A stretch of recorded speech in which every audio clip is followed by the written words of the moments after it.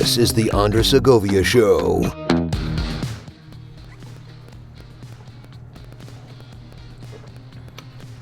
Coffee before I get started.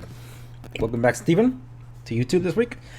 Everyone, it's Andres. Welcome to this special episode of the program. It's not debuting first on YouTube.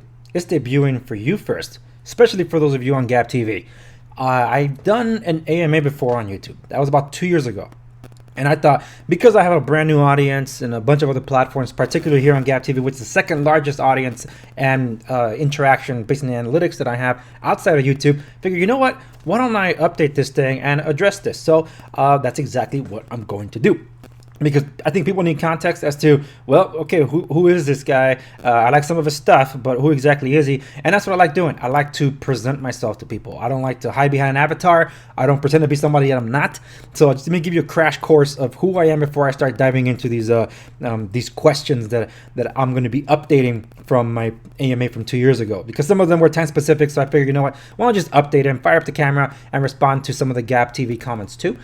So I'm going to do just that. So first and foremost, I'm a small business owner and operator in Southern California. I'm also an associate real estate broker and I'm a property manager. I own property and I also manage my parents' property as well, the estate. So all that means I'm in two different industries. They overlap a lot. And because of that, in order for me to do all that and do what I love, which is doing content creation, giving my thoughts on things and here and there, I use tech. I rely on tech to be able to get those things done, especially when you have three different companies that you're running with three different sets of clients, three different sets of headaches. It's really hard to keep them all together. So with all that being said, technology helps me work smarter, not harder. So I rely on a day-to-day with a Note device. This is the Samsung Note 10, and I still use it. It's my favorite form factor size, and it's for productivity. So that's what I do.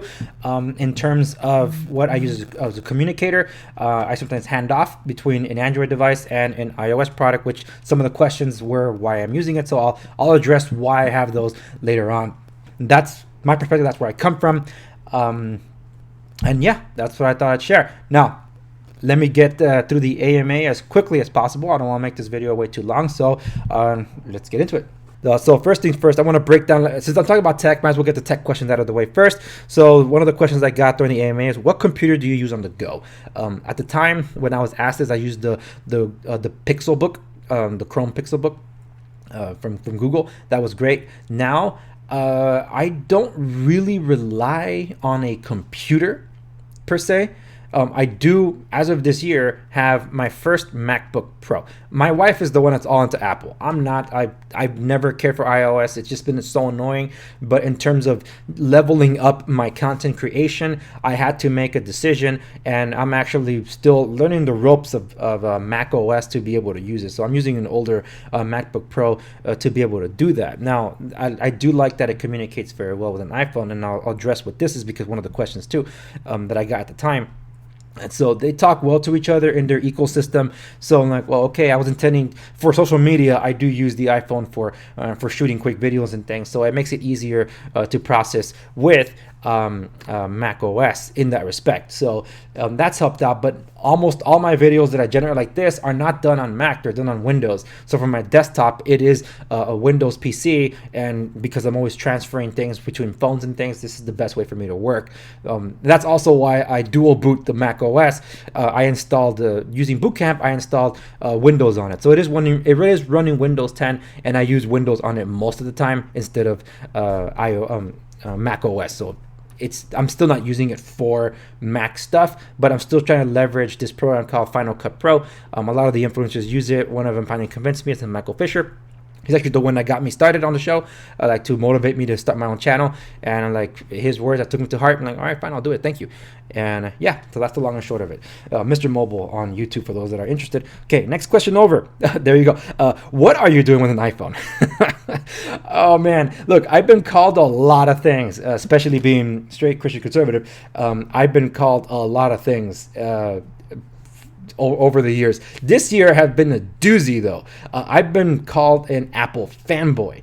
And like, okay, so you're seeing my video on YouTube. Have you not seen everything before this one? I'm just trashing Apple. And so I respect what they do on the hardware side and software for their ecosystem.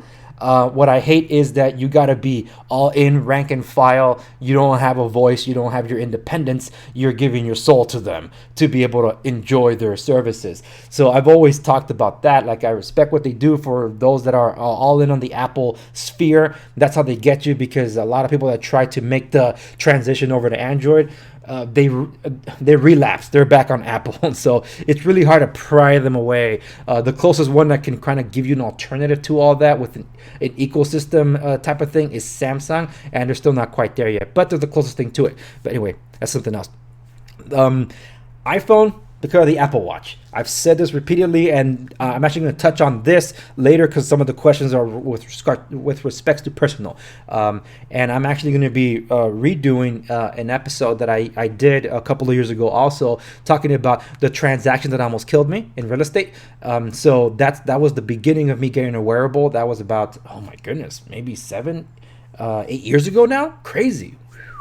So the best wearable I've been able to use has been this. So I've been putting up with an eye crap because I don't like iPhone at all. It's annoying. Yeah, I know it Instagram lives on iPhone, but I'm not getting an iPhone to use Instagram. I'm getting it for this, and a lot of my health tracking stuff actually works best with an iPhone. So that's the long and short of why I use it. And also at the time also was the best alternative to privacy when BlackBerry wasn't really in the forefront. And I wasn't able to hack my current phones because with Verizon, they removed the bootloader access from your device, so you couldn't really hack into it. So that made it really difficult until these manufacturers started selling unlocked devices directly. But there's a dark side to that too, which I might get to, or actually just mention now. In the case of Samsung, some of the devices such as the Note 10 and stuff, I've been finding out that even though you activate developer functions, they hide the OEM unlock feature. That's something that people that bought a Pixel and didn't know that they got the Verizon Pixel device found out the hard way. They can't even hack their own phone because an agreement with Verizon for XYZ reasons. So yeah, that's that. Anyway, let's keep going, or else this video is going to be too long. All right, what do you track your steps with? Well, I guess you could say it's whatever I'm wearing at the time. But if you might have seen, which I'll touch upon, I actually, when I really care about my steps, I use my Bluetooth connected Under Armour shoes. I've been using them for years, and I just recently upgraded to a new pair. So that's one of them. That's how I track steps with. Okay. You still use a BlackBerry at the time? Yes. Today, it's more of a side device. Every now and then I turn them on to make sure I cycle the battery, update whatever the apps are. But a lot of the services since then have been turned off, so it's become more of a paperweight of sorts. You can still make it work if you're side-loading Android apps to it. So I'm treating it like a de-Googled device because you can. The downside is a lot of the new apps require at least Android 6, not even 7, in some cases 8, version 8, and this one has been stuck on 4.3 for the longest time. If they had updated to KitKat 4.4, my goodness, it would have been so much better, but BlackBerry never got around to that, and they won't release the code for those of us that care to be able to try to work to upgrade the Android runtime to a later version of Android, because I know that software or the hardware is capable of still running what a de-Google device today is able to run. It's basically the same specs, but whatever, they don't. What's the next big thing in tech hardware? At the time, I had been interviewed too at being asked that question, and I said it's all software. It's not really hardware anymore because we kind of reached a plateau. There's only so much you can do with a rectangular slate, and I basically hinted at foldables at the time, but I'm like, well, now foldables are here, and I still remain correct. Software is the thing. You can have the great foldable such as the Surface Duo. You don't have the software, this thing sucks. And that's what's basically sinking the Duo 2. You need to get that fixed, Microsoft, and you better bring Android 11 to that before you bring it to the Duo 2. Anyway, so that wraps it up for the tech questions. Now let me run through the personal interest questions as I broke them down. Like, what's your favorite music? Well, that one's pretty simple. I love a lot of instrumental music. So for the namesake, a lot of people have asked me, are you related to this famous Spanish guitarist, Andres Segovia? Yes and no. My name does stem from Segovia, Spain. And unfortunately, because of the civil war in El Salvador, where the guerrillas were taking over, killing a lot of my family, beheading them and torturing them and all these different things, there were some records lost in the fire. And because it was in the fire, I can neither confirm nor deny that I am directly related to Andres Segovia, the Spanish guitarist. But I can say that Andres Segovia is my grandfather, because my grandfather from my dad's side was named Andres Segovia. So that's where my name stems from. So yeah, that's the long and short of it. So for music, instrumental, mostly film music, and along those veins, like would be like TV scores, video game scores. Some of the better music today is actually in video games than anywhere else. So go figure. Then there's how do I say, symphonic, classical, and things like that. Okay, I do enjoy an opera every now and then. What's your favorite TV show right now? Please, Amazon Studios, don't ruin the final season of The Expanse. You were kind of ruining it towards the last 2 episodes of season 5. Don't ruin season 6, please, please, please, because then it would be my favorite TV show. Because I don't count anime as TV. If it's about anime, it's Attack on Titan, hands down. And that show's not even done yet. So it'll be done soon, but it's already on my all the way up here. Okay. What's your favorite show of all time? Well, let me break that down, because when you're a kid, you see it with the lens of a kid, and then when you're an adult, you see something through the lens of an adult, especially with programming targeted at adults. So from my childhood, it is Batman the Animated Series, hands down. And to this day, it's probably still my favorite animated feature. No anime has been able to top that. Batman the Animated Series. TV show, some people might balk at this one, 24. And it's the crew of that's behind the scenes of 24, because it's like, dude, you guys gotta pause some things, because you guys, everything that you guys did, life mimicked. And it's crazy. So when they moved on to Homeland, my goodness, the last season of Homeland was talking about the withdrawal of Afghanistan. I'll leave it at that. Okay. Okay, what's your favorite movie? That's too general. I can't really answer that anymore. But if I had to pick just one, Interstellar, by Christopher Nolan. So it was going to be a Nolan movie no matter what, but it's going to be Interstellar. It's his most perfect movie despite its flaws. My favorite superhero? Look, if the lot of you that have at least seen one of my videos don't know this answer, you're not paying attention. Who's your favorite superhero, and why is the best one Batman? That's my answer to that. It's Batman. All right, trying to wrap these things up. Health and wellness questions. This was very pivotal at the time, because I was in the process of my fitness transition. I went into weight loss first, then I went into fitness. I trained with personal trainers for several months before branching off on my own, because there just was no budget for me to keep paying a personal trainer. A couple of them are still my friends today, which is cool. I've taken what they taught me and went with it. And along those lines, how is your diet going? So today, it's interesting, because I haven't relapsed or anything. I'm still I'm still very strict on things. At my peak, I was eating 4 to 5,000 calories daily, working out on average an hour, 5 to 6 times a week. Little to no sleep. That's what did me in, because I was still losing weight, gaining muscle, lifting at the heaviest I ever lifted, but because I entered a very stressful time. When you run your own business and it's tax season, it's the most stressful time. And it was a very stressful year. So I was at 12.2 or 12.3% body fat on my way to my goal of 10%. And that's where I lost it all, when I couldn't sleep. So I had to make a major transition, and I ended up cutting my workout times in half, but increasing my intensity significantly. I cut my eating in half, so that was a big thing, but making sure my macros were still coming in. I was eating a healthy amount of carbs and fats. My fats never had an issue, but it was protein that I struggled with, because usually it's really hard to eat 200 grams of protein. That's why supplements exist, and finding the good supplement was really hard.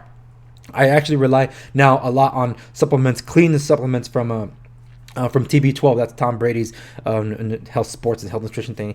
Anyway, don't want to get into it. Some people that follow football are triggered by that already. I don't care. Tom is the best. Get over it.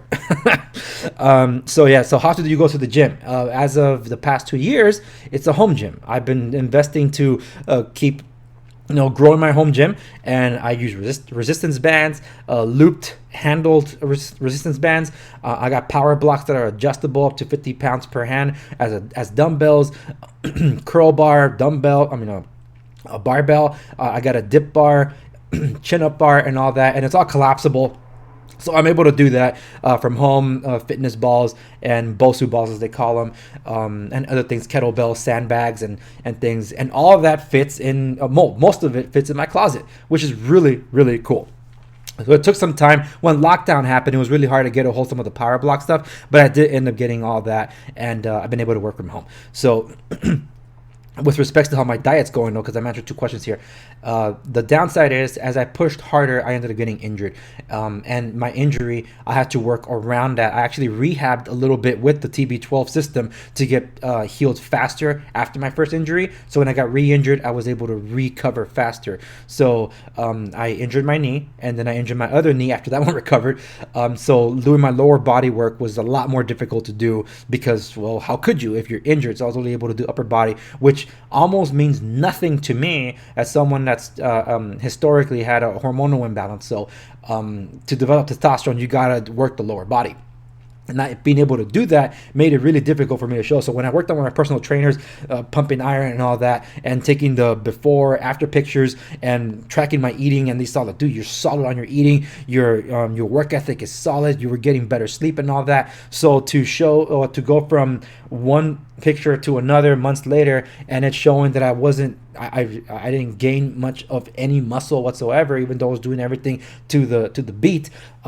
It was only like, well, that's also because I had historical deficiencies with my hormonal imbalance. So here I am being vulnerable about all this, but that being said, it's made the journey that much more difficult. I always knew that the fitness that was going to be much harder than the weight loss part, because then this feeds into the next question: how do you control your cravings? I don't have cravings unless I'm lifting heavy.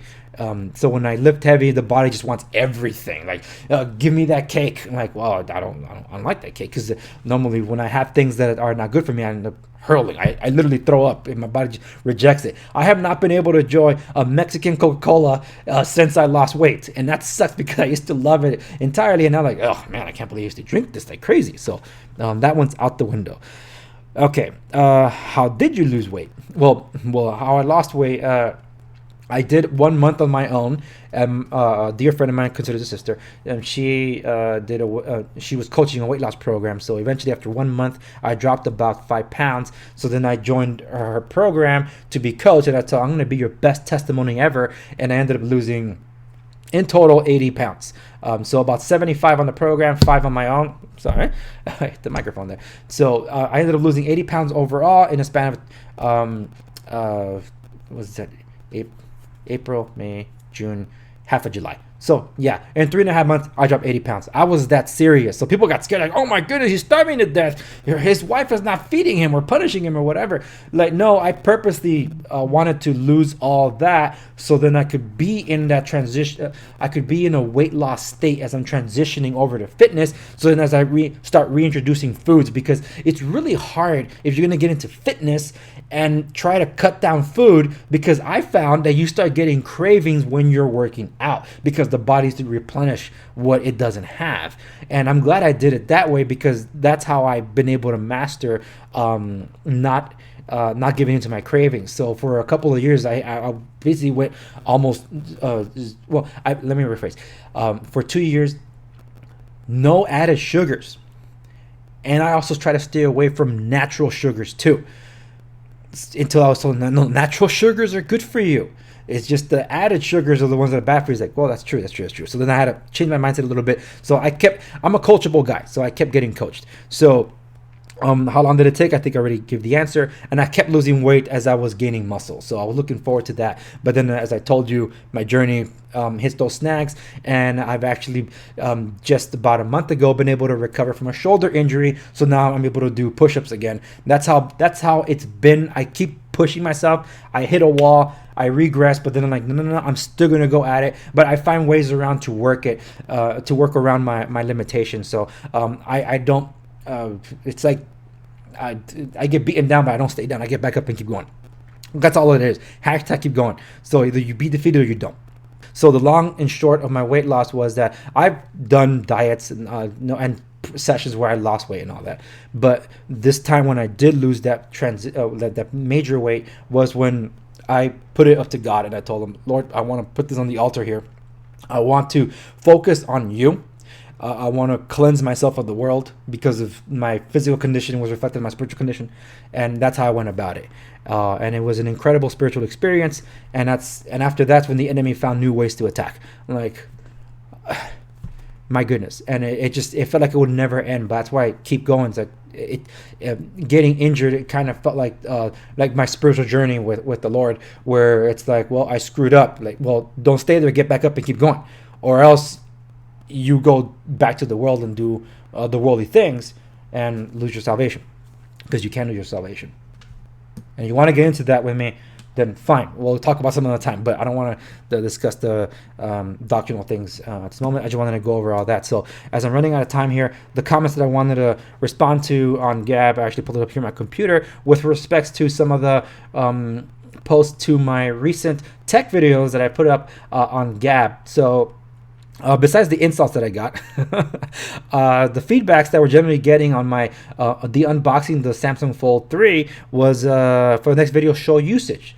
Technically, I use B-roll to show me using the phone, but I guess what they meant was that, well, I unboxed the phone, use that phone as a turn on or whatever. I understand, I get it.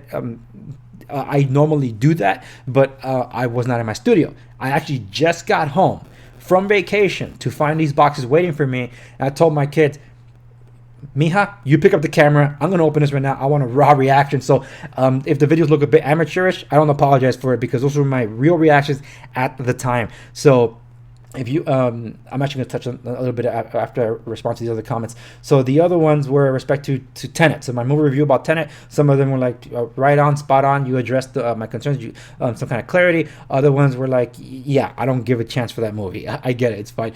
And to my last video, which was with respect to my Under Armour connected shoes, someone put, when I see this, I think Agenda 2030, smart cities. That's frightening. I've been using smart shoes for a while now. And like I said, you can have tech work for you, not against you, but that's another story. Let's talk on another episode. And then this last comment, interesting. Didn't know there were Bluetooth shoes. I don't really trust Bluetooth wearable items, but it's interesting. I use Ride with GPS, but with no Bluetooth or SIM card, everything electronic keeps getting creepier and creepier. Yeah, that is true. And some people think that it's going to be like Skynet and all that stuff. Skynet is still controlled by humans. FYI. It's always been like man's creation will come back to haunt him kind of thing. I don't see it in the Bible anywhere where it talks about that, so it doesn't scare me. But doesn't mean it can't happen. Okay, leaving the door open there. But anyway, that's what I wanted to get at. So I want to reach a conclusion here. I did my questions. I responded to some comments. Thank you so much for those of you that liked, share, and subscribe to my show, especially for those of you on Gab. I encourage you to also follow me on Gab Social, as I've been putting more behind-the-scenes stuff there and bringing some of my more popular posts from Instagram also there. So I'm trying to build my community outside of Instagram.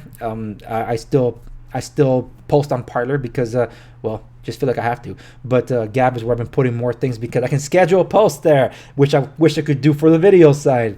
But I'm sure it's coming. Besides that, for me to be able to keep in touch with all of you for behind-the-scenes stuff, I noticed that based on the analytics that Gab offers, a lot more of you have been more interested in the things that have nothing to do with business. Unless the business side of things gets political, then yeah, look, I've done a lot of political videos. They're not posted here. I even touched upon, I call it the Capitol Riots Trilogy. I did an entire video series on that as it happened, and everything I said was predicted came to pass. And some of the things that I screenshotted there were no longer available after the internet was scrubbed and things like that. So I have done these kind of things, and that can only be found on Rumble.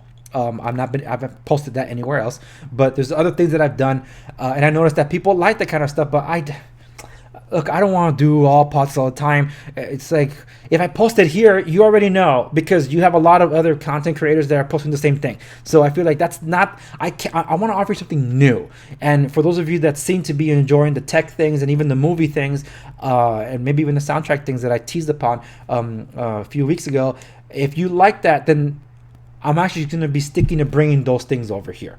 I won't be bringing the main show over. So I'll be posting them on Gap Social when I post those videos up on the other places where I am actively promoting my show for business sake. But with respects to the content that you seem to enjoy here on Gap TV specifically, it looks like a lot of you want to see more tech things, movie things, not just the political stuff, because of course that's like a dime a dozen. So if that's the case, by all means, let me know in the comment section below. I do check them out. I always reply. That doesn't mean Gab posts the replies. So if it goes through, I don't always know. I have to wait like an hour for the cookies to refresh or something like that, and I find my comment didn't go through. So yeah, that's that. But thank you so very much, all of you. However you're watching this, wherever you're watching this, wherever you follow me, thank you so very much. I appreciate all of you and your time. I don't take that for granted. So cheers to you, and I'll see you on the next one.